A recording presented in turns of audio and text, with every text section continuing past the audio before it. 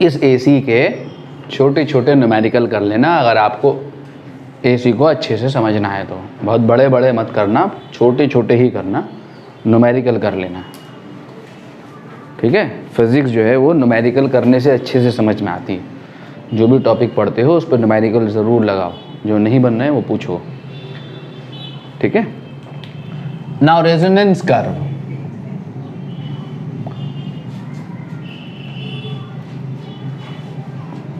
जो resonance curve हमने वहां प्लॉट किया था ना, यहाँ पे किसके बीच में, करंट और फ्रीक्वेंसी के बीच में जो कर्व है ना हमारा, यहाँ पे करंट प्लॉट कर दो, यहाँ पे करंट प्लॉट कर लो, और यहाँ पे फ्रीक्वेंसी ओमेगा या एफ कुछ भी ले लो, मान लो आपने एफ ले ली, तो ये कर्व हमारा क्या कहलाएगा, रेजोनेंस कर्व कहलाएगा। तो रेजोनेंस कर्व जो होगा ये आपका रेजोनेंस कर्व है, देखो है, ये आपका रेजोनेंस कर्व है। ये जितना ज़्यादा शार्प होगा, मैं एक कर्व ये है और एक कर्व ये है, देखो 3 कर्व मैंने प्लॉट किए हैं। ये रेजोनेंस कर्व जो है 3 कर्व प्लॉट किए, कर्व नंबर 1, कर्व नंबर 2 और कर्व नंबर 3। ये पीक तीनों का पीक है, ये है रेजोनेंट फ्रीक्वेंसी F0, ठीक है।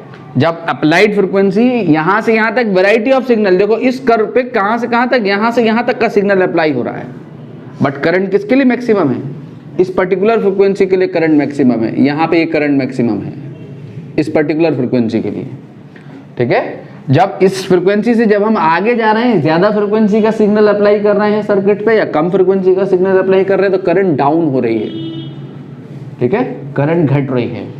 करंट में कैसे घटना चाहिए, करंट एकदम से घटे तो ज़्यादा अच्छा होगा ना, कि इसका काम क्या है, इस सर्किट का काम क्या है, ट्यून करना, ट्यूनिंग इज द काम ऑफ दिस सर्किट। ट्यूनिंग किसे कहते हैं, किसी पर्टिकुलर फ्रीक्वेंसी को सेलेक्ट करना और बाकी सारी फ्रीक्वेंसीज को रिजेक्ट करना।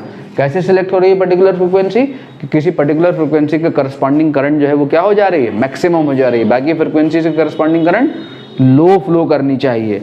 अगर ऐसा हो जाए कि एक सर्किट में कर्व मेरा ऐसा हो, मानो रेजोनेंस कर्व मेरा ऐसा हो, तो इससे क्या हो रहा है, देखो एक लार्ज बैंड ऑफ फ्रीक्वेंसीज के लिए, या ये अगर ये फ्रीक्वेंसी एक्सीज है, सुनो मैं क्या कह रहा था कि अगर ये रेजोनेंस कर्व हमारा ऐसा होता, मान लो, ठीक है, तो क्या होता कि ये फ्रीक्वेंसी एक्सीज है, तो एक लार्ज बैंड ऑफ फ्रीक्वेंसीज के लिए, ग्रुप ऑफ फ्रीक्वेंसीज के लिए करंट ऑलमोस्ट सेम होती, देखो सेम है ना। अगर इस फ्रीक्वेंसी पे सिग्नल का ट्रांसमिशन हो रहा है, इस फ्रीक्वेंसी पे सिग्नल का ट्रांसमिशन हो रहा है, इस फ्रीक्वेंसी पे गाना आ रहा है, इस फ्रीक्वेंसी पे न्यूज़ आ रही है, इस फ्रीक्वेंसी पे क्रिकेट की कमेंट्री आ रही है, तो तीनों सिग्नल के लिए करंट जो है क्या है, ऑलमोस्ट सेम है। तो तीनों सिग्नल एक ही लोकेशन पे सेलेक्ट हो जाएंगे। हाँ समझे, जब आप चलोगे तो तीनों सिग्नल का सिलेक्शन हो चलेगा। यहाँ इस बैंड ऑफ फ्रीक्वेंसीज के लिए करंट फ्लो कर रही होगी, तो होगा क्या कि एक जगह पे एक से ज़्यादा सिग्नल सेलेक्ट हो रहे होंगे, 3 सिग्नल सेलेक्ट हो रहे होंगे। तो क्या आप चाहेंगे कि गाना आ रहा हो और कमेंट्री भी आ रही हो और न्यूज़ भी आ रही हो, तीनों एक साथ आ रहे हो? क्या आप उन तीनों को डिस्टिंग्विश कर सकते हैं? नहीं कर सकते हैं, कुछ भी सुनाई नहीं देगा आपको, तो रेडियो उठा के पटकी दे दोगे आप, हैं? तो क्या होना चाहिए हमारा ट्यूनिंग, ये रेजोनेंस कर्व मेरा जितना ज़्यादा शार्प होगा, जितनी ज़्यादा इसमें शार्पनेस होगी, ट्यूनिंग सर्किट मेरा उतना ही बढ़िया होगा। शार्पनेस मतलब कि किसी पर्टिकुलर फ्रीक्वेंसी के लिए करंट मैक्सिमम हो और बाकी बची हुई करंट फ्रीक्वेंसी के लिए करंट एकदम डाउन हो, उसके इमीडिएट नेबरिंग फ्रीक्वेंसीज के लिए करंट एकदम डाउन होनी चाहिए। तो रेजोनेंस कर्व जितना ज़्यादा शार्प होगा, ट्यूनिंग सर्किट उतना ही बढ़िया होगा, ठीक है। ट्यूनिंग सर्किट की सेलेक्टिविटी उतनी ही ज़्यादा हाई होगी। सेलेक्टिविटी का क्या मतलब है बच्चों? सेलेक्टिविटी का मतलब है ability to select a particular signal and reject other, ठीक है। तो शार्पनेस किसकी ज़्यादा है यहाँ, किसकी ज़्यादा है शार्पनेस? शार्पनेस ज़्यादा है यहाँ 1 की, किससे? 2 से, और 2 की ज़्यादा है किससे? 3 से। तो जब शार्पनेस ज़्यादा है तो सेलेक्टिविटी क्या होगी, सेलेक्टिविटी ज्यादा होगी। तो 1 की ज्यादा है किससे, 2 से, और 2 की ज्यादा है किससे, 3 से। ठीक है, सेलेक्टिविटी ज्यादा होगी। ठीक है, सेलेक्टिविटी को जो डिफाइन करता है, जो शार्पनेस को यहां पे जो डिफाइन करता है, वो डिफाइन करता है क्वालिटी फैक्टर। क्या डिफाइन करता है, क्वालिटी फैक्टर, जिसे क्यू फैक्टर भी कहते हैं। ठीक है, अगर क्वालिटी फैक्टर हाई है, सर्किट का क्वालिटी फैक्टर हाई है, तो शार्पनेस हाई होगी, और जब शार्पनेस हाई होगी तो सिलेक्टिविटी हाई होगी। इसका मतलब किसका क्यू फैक्टर ज्यादा है, हैं? किसका क्यू फैक्टर ज्यादा है, 1 का क्यू फैक्टर ज्यादा है किससे, 2 से, और 2 का क्यू फैक्टर ज्यादा है किससे, 3 से।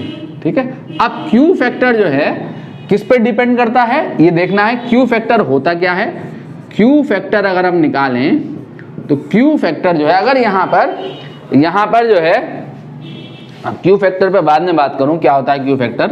यहां पर अगर एल एंड सी फिक्स्ड हैं, क्या फिक्स हैं, L and C fixed, L और सी की वैल्यू फिक्स्ड है। सीरीज आरएलसी सर्किट में इंडक्टर और कैपेसिटर की वैल्यूज क्या है, फिक्स्ड है। तो किस पे डिपेंड करेगा करंट का पीक, रेजिस्टेंस पे डिपेंड करेगा। मान लो एल और सी फिक्स हो गए, तो आप क्वालिटी फैक्टर जो होगा वो किस पे डिपेंड करेगा, रेजिस्टेंस पे डिपेंड करेगा। कैसे डिपेंड करेगा, जहां रेजिस्टेंस कम होगा वहां क्वालिटी फैक्टर ज्यादा होगा। जहां रेजिस्टेंस कम होगा, अगर एल और सी की सीरीज आरएलसी सर्किट है, 3 सीरीज आरएलसी सर्किट हैं, तीनों में एल और सी की वैल्यू फिक्स है, आप हाई शार्पनेस वाला सर्किट बनाना चाहते हो, तो आपको उस सर्किट में रेजिस्टेंस की वैल्यू को क्या रखना होगा, कम रखना होगा। जितना रेजिस्टेंस कम होगा, क्यू फैक्टर उतना ज्यादा होगा, शार्पनेस उतना ज्यादा होगी, सेलेक्टिविटी उतना ज्यादा होगी। देखें कैसे होगा क्यू फैक्टर। क्यू फैक्टर का मतलब क्या मतलब है इसका, quality factor, quality, QUALITY, quality factor. कैसे डिफाइन करते हैं इसको, ये होता है वोल्टेज अक्रॉस L और C, L और C एट रेजोनेंस। अरे रेजोनेंस फ्रीक्वेंसी पे L के अक्रॉस वोल्टेज और C के अक्रॉस वोल्टेज एक ही होता है, पता है ना। VL बराबर VC हो जाएगा, XL बराबर XC होगा ना रेजोनेंस फ्रीक्वेंसी में। XL बराबर XC का मतलब क्या हुआ कि L और C के अक्रॉस वोल्टेज क्या होगा, सेम होगा। ठीक है, यही ना मतलब है, दोनों फेजर बराबर होंगे। ये फेजर L और C, VL बराबर VC आया था ना, तो ये VM था, ये VC था, ये VC था, ये VL था, ये दोनों बराबर हो जाएंगे। तो कोई सा भी वोल्टेज ले लो, रेजोनेंस में L के अक्रॉस वोल्टेज लिखोगे या C के across, upon voltage across L, voltage across R, resonance पे ही। ठीक है, ऐसे निकलता है आपका quality factor, voltage across L और C upon voltage across R। ठीक है, तो वोल्टेज अक्रॉस L लिख लो, कितना होगा, हैं कितना होगा, IM into XL upon IM into R। और XL कितना होगा, ओमेगा L नहीं बेटा, ओमेगा नॉट L। क्यों, क्योंकि हम रेजोनेंस फ्रीक्वेंसी पे वोल्टेज की बात कर रहे हैं। तो जो रिएक्टेंस लिखी जाएगी वो कौन सी वाली लिखी जाएगी, रेजोनेंस फ्रीक्वेंसी वाली लिखी जाएगी। और ओमेगा नॉट कितना था बताओ तो सही, 1/√LC था ना। तो ओमेगा नॉट की जगह 1/√LC L/R, और इसको रूट के अंदर ले जाओ स्क्वायर बना के, तो रूट के अंदर स्क्वायर बना के ले जाओ। यहां लिख रहा हूं, देखो यहां पे क्या हो जाएगा, 1/R तो ऐसे रहा, ये आ गया अंदर गया, L²/LC हो जाएगा ना। ये रूट के अंदर ले गया मैं, इस रूट के अंदर इसको L को, तो क्या आया क्वालिटी फैक्टर, 1/√L/C। किस पे डिपेंड कर रहा है, L और C फिक्स है तो R पे, R कम होगा तो Q फैक्टर ज्यादा होगा, और Q फैक्टर ज्यादा होगा तो रेजोनेंस कर्व शार्प होगा। ठीक है, उतना ही ज्यादा शार्प होगा। ठीक है, पहले सारा सर्किट सारी डिटेल पढ़ लेते हैं। लास्ट टॉपिक बच रहा हमारा average power in AC circuit, जो सिलेबस से हट चुका है। ठीक है, सिलेबस में ये लिखा हुआ कि एवरेज पावर में एसी से क्वेश्चन नहीं आएगा, लेकिन बिना पढ़ाए जो है बात गुजारा होगा नहीं। न्यूमेरिकल, सारे न्यूमेरिकल में एवरेज पावर मिक्स्ड है, तो बिना पढ़ाए गुजारा होगा नहीं। जरा सी बातें उसे कर लेते हैं। फिर एलसी ऑसिलेशन, ट्रांसफार्मर, ये 2 चीज़ें और देखनी है। ठीक है, मैं एक बार देख लूँगा सिलेबस में है, बचा है या नहीं बचा है।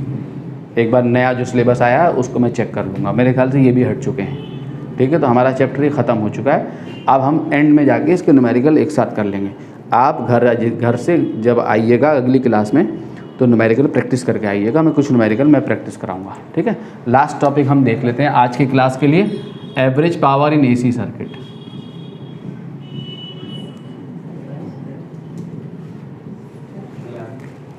ठीक है, मान लो कि अप्लाइड ईएमएफ जो है सर्किट में क्या है, वीएम साइन ओमेगा टी है, और करंट कितनी है बोलो तो सही, I is equal to I M sine omega T plus phi या माइनस फाई कुछ होगा ना, फेज डिफरेंस होगा कुछ। कौन क्या कह रहा, हमने किसको लीड कराया, यहाँ करंट को लीड कराया, यानी वोल्टेज क्या है, पीछे है। इसका मतलब ये कैपेसिटिवली डोमिनेंट सर्किट है, कैपेसिटिव रिएक्टेंस ज़्यादा रही होगी, ऐसा कुछ रहा होगा। आरएलसी, आरएल, आरसी उसी के अकॉर्डिंग जो भी है। ठीक है, मैंने एक जनरलाइज केस लेके चल रहा हूँ। तो पावर जो होगी सर्किट में, जो एवरेज पावर होगी, एवरेज पावर का कैलकुलेशन करना है। किसका कैलकुलेशन करना है, एवरेज पावर का। तो एवरेज पावर का कैलकुलेशन करने के लिए हमें V I, power voltage into current होती है ना, इसका एवरेज लेना है। ठीक है, एवरेज पावर वो पावर है जो सर्किट में लॉस होती है, in the form of heat, in the form of sound, consume power. ठीक है, सर्किट में जो पावर कंज्यूम हो रही है, जो पावर लॉसेस हो रहे हैं, वो एवरेज पावर है। जब भी पावर कंज्यूम सर्किट में पूछे या पावर लॉसेस पूछे तो आपने किसका कैलकुलेशन करना है, एवरेज पावर का कैलकुलेशन करना है एसी सर्किट के लिए। तो मैं यहाँ वी आई डाल रहा हूँ, देखो वी, इसको हम कर भी चुके हैं यार एक न्यूमेरिकल में, जनरेटर में एक न्यूमेरिकल में एवरेज पावर का कैलकुलेशन किया था ना, I M sine omega T plus phi, ये एवरेज मुझे लेना है। तो वी एम और आई एम तो मैंने बाहर निकाल लिया, ये निकाल लिया ना। ठीक है, अब देखो साइन ओमेगा टी का फॉर्मूला लगा दूं। साइन ओमेगा टी क्या होगा बोलो तो सही, sine omega T cos phi plus cos omega T sine phi, sine A cos B plus cos A sine B, ये होगा। इसका एवरेज लेना है। अब इससे मल्टीप्लाई कर दो इसको और इस टर्म को, तो V M I M sine square omega T cos phi plus sine phi sine omega T cos omega T, इसका एवरेज लेना है। ठीक है, आप सुनो, देखो क्या यहाँ ये कॉस फाई वाला टर्म और साइन फाई वाला टर्म यहाँ कांस्टेंट है। तो मैं यहाँ से क्या करूँगा, मैं यहाँ से इसके एवरेज का मतलब इस टर्म का एवरेज और इस टर्म का एवरेज, दोनों टर्म का इंडिविजुअल एवरेज ले लो। तो वी एम आई एम तो दोनों के साथ है, कॉस फाई किसका average, sine square omega T का एवरेज प्लस ये वी एम आई एम और यहाँ से sine phi, V M I M sine phi, तो ये क्या बचा, sine omega T cos omega T, sine omega T cos omega, 2 sine omega T cos omega T क्या हो जाएगा, साइन 2 ओमेगा टी अपॉन 2 हो जाएगा। अरे साइन 2 थीटा बेटे मेरे बायोलॉजी के बच्चों, साइन 2 थीटा होता है 2 साइन थीटा कॉस थीटा, तो साइन थीटा कॉस थीटा कितना हो जाएगा, साइन 2 थीटा अपॉन 2। ठीक है, तो sine omega T cos omega T क्या हो जाएगा, sine 2 omega T upon 2, upon 2 बाहर आ गया। ठीक है, ये इसका एवरेज क्या है, 0। अरे इसका एवरेज 0 है ना, और इसका एवरेज क्या है, हाफ है ना। तो अब आपका एवरेज वैल्यू जो आ गई वो पी एवरेज एसी सर्किट में कितनी आ गई, V M I M cos phi upon 2, ये आ गई। आप सुनो ध्यान से, ये मिटा दूं ये फॉर्मूला। अब आपके पास एवरेज वैल्यू जो आ गई, इसको क्या लिख सकते हो, V M upon under root 2 Im/√2 cos phi। अरे 2 को √2 लिख सकते हो ना। तो P एवरेज जो है, एवरेज वैल्यू जो आ गई वो क्या आ गई, VRMS IRMS cos phi, ये आपकी एवरेज वैल्यू आ गई। ठीक है, तो ये आपकी एवरेज पावर आ गई एसी सर्किट में। ये VRMS IRMS क्या है, आपकी वर्चुअल पावर है। वर्चुअली ऐसा लगता है, करंट पावर क्या होती है, VI होती है, तो वर्चुअली ऐसा लगता है कि जो पावर लॉसेस है सर्किट में वो VRMS IRMS है, लेकिन ये वर्चुअल पावर है। वर्चुअली आपको ऐसा लगेगा कि VRMS IRMS कर दूं तो पावर निकल आएगी। तो जब आप ये निकालोगे तो ये वर्चुअल पावर निकालोगे, एक्चुअल निकलेगी किससे, इस फैक्टर से मल्टीप्लाई करके। ये फैक्टर जो है वो क्या कहलाता है, पावर फैक्टर कहलाता है। इस पावर फैक्टर से मल्टीप्लाई करना पड़ेगा। ये जो पावर है वो क्या है, ट्रू पावर है इन एसी सर्किट।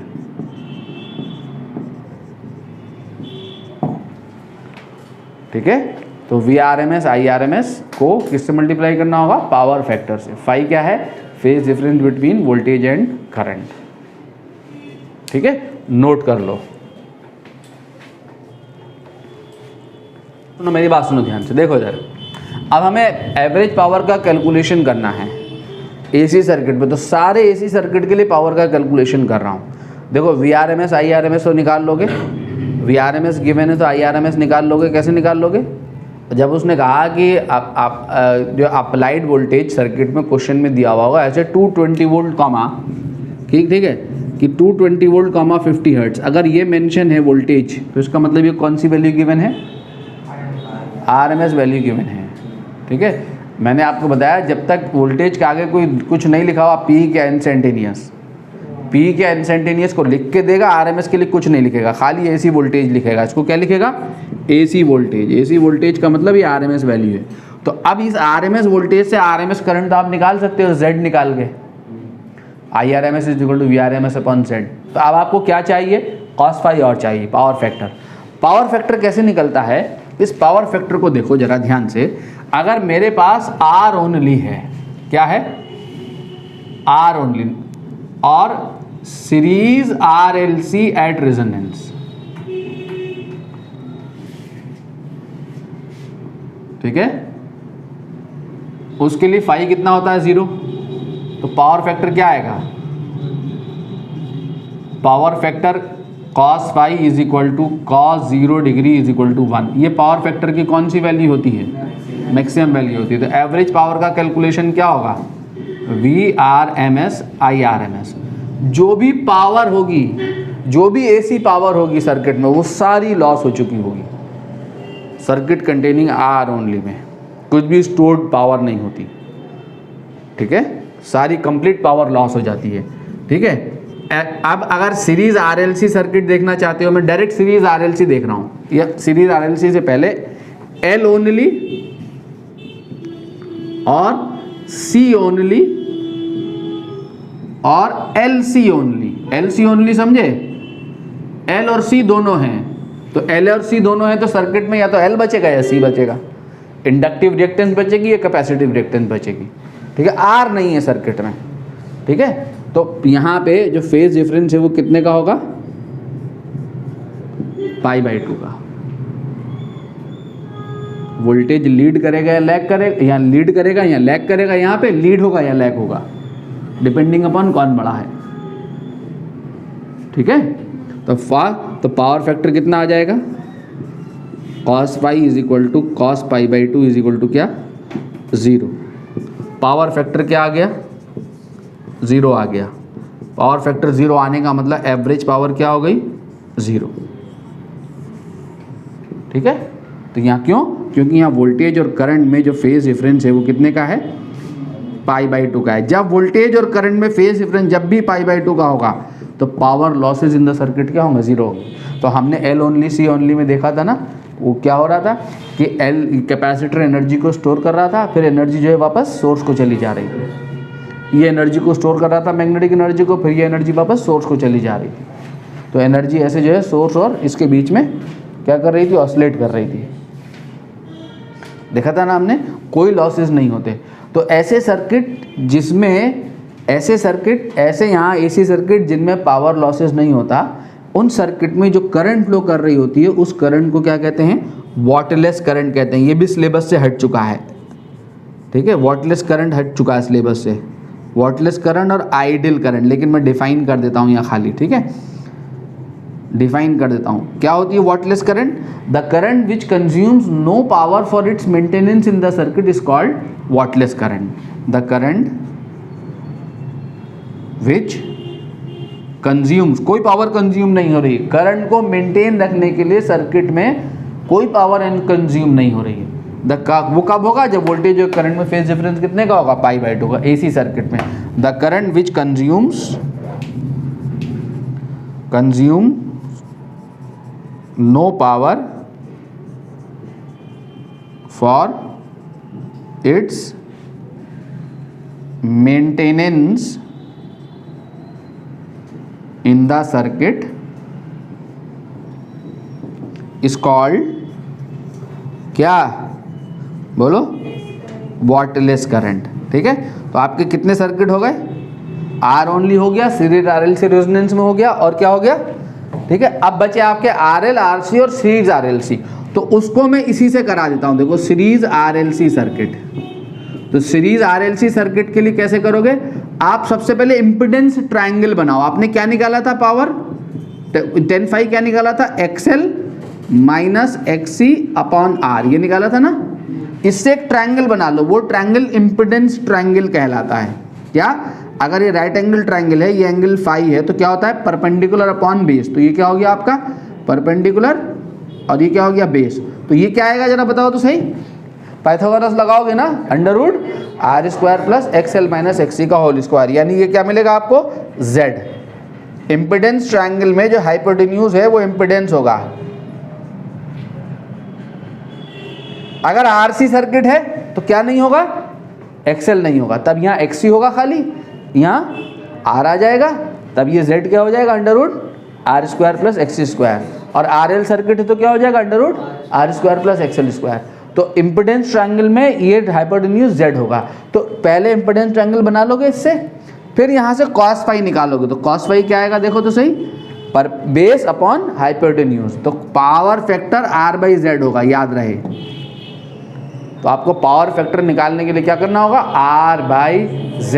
तो यहाँ पे R/Z डालोगे यहाँ, तो यहाँ पे जब आप R/Z डालोगे तो आपका एवरेज पावर जो है वो क्या हो जाएगी? VRMS IRMS into R/Z।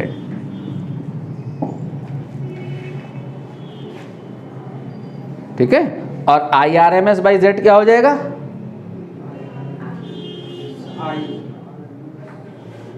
ये VRMS/Z क्या हो जाएगा? IRMS।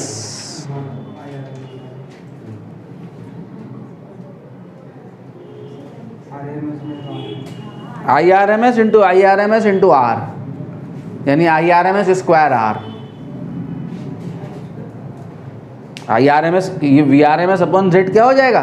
IRMS। तो IRMS² R भी हो जाएगी आपकी पावर। क्लियर हो गया?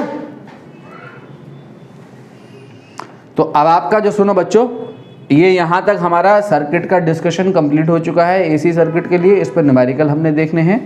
ठीक है, हमारी दो चीज़ें और बच रही हैं इसमें, LC ऑसिलेशंस और ट्रांसफार्मर। सिलेबस में देख के आइएगा कि इस साल सिलेबस में बचा या नहीं बचा।